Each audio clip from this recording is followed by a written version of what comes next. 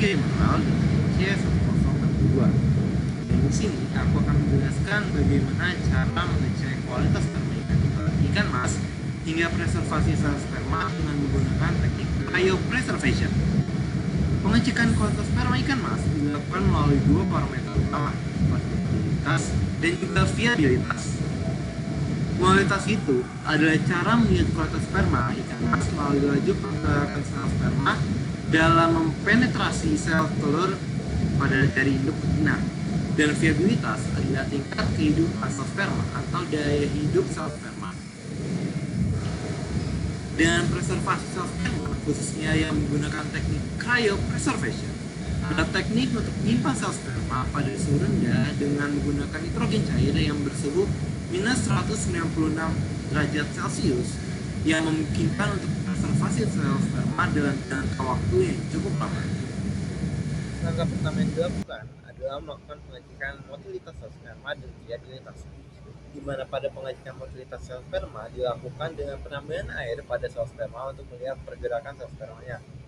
Dan untuk pengecekan viabilitas ditambahkan pewarnaan eosin, dan setelah diberikan pewarnaan, sel sperma yang mati tidak akan terlihat berwarna merah, sedangkan sel sperma yang hidup tidak terlihat berwarna merah.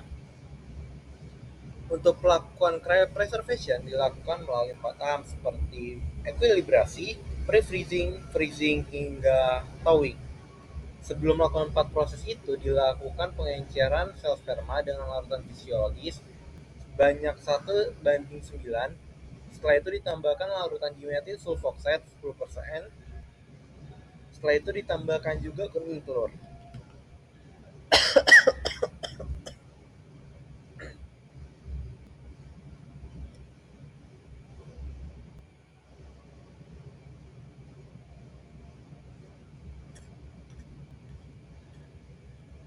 Proses ekuilibrasi dilakukan dengan memasukkan sel sperma yang sudah ditambahkan DMSO dan sel telur tadi ke dalam kulkas selama 5 menit.